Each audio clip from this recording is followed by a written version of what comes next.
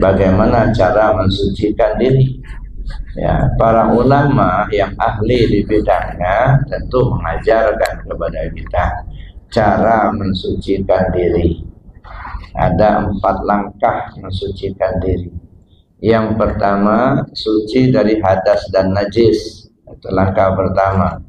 Itu berwudu dan mandi. Suci dari hadas besar, mandi. Suci dari hadas kecil, kita berwudu. Itu sucikan dari hadas besar dan hadas kecil. Nah, kemudian setelah kita suci dari hadas besar dan hadas kecil, ya, mensucikan diri dari hadas besar kecil. Lalu langkah yang kedua apa? Mensucikan anggota tubuh zahir. Nah, mana anggota tubuh zahir? Ada 8. Mata, telinga, hidung, mulut, tangan, kaki, perut, dan kemaluan. Ini anggota tubuh zahir. Kalau kita gunakan berbuat baik, kita dapat pahala. Kalau kita gunakan berbuat tidak baik, kita dapat dosa. Nah, seringkali anggota tubuh zahir kita ini kita gunakan berbuat tidak baik. Mulut sering bohong, ya.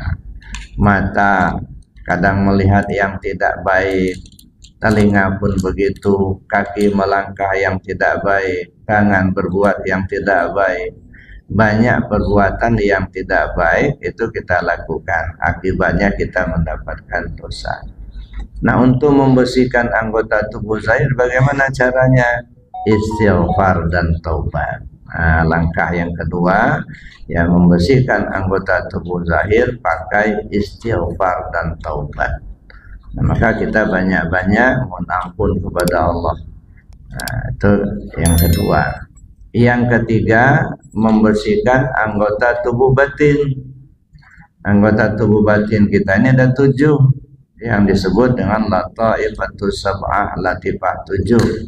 Ya, ada yang disebut dengan latifah qalbi, latifah ruhi, latifah sirri, latifah khafi, latifah afa, latifah nafsun natiqah, dan latifah kullu jasad.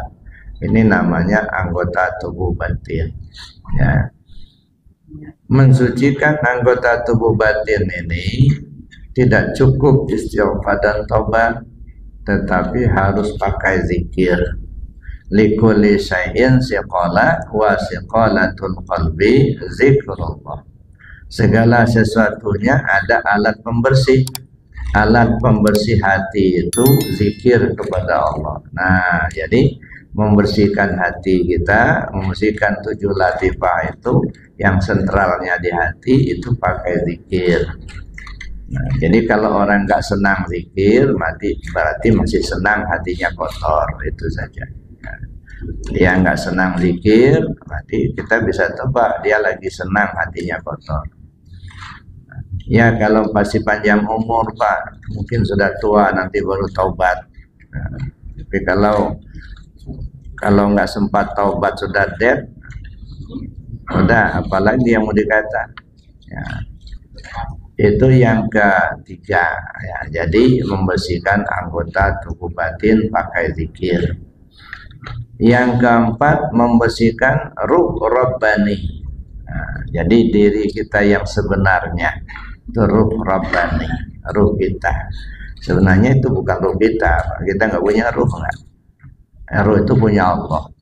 Nah, cuman kita aja yang ngaku-ngaku punya. Ya. Anafaqtu fihi min ruhi, kata Allah.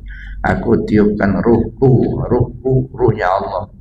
Nah, jadi ruh yang ada di kita itu ruhnya Allah, tapi dipinjamkan sama kita. Cuman di kita ini barang pinjaman diakui milik kita. Nah, maka nanti ditanya itu nanti.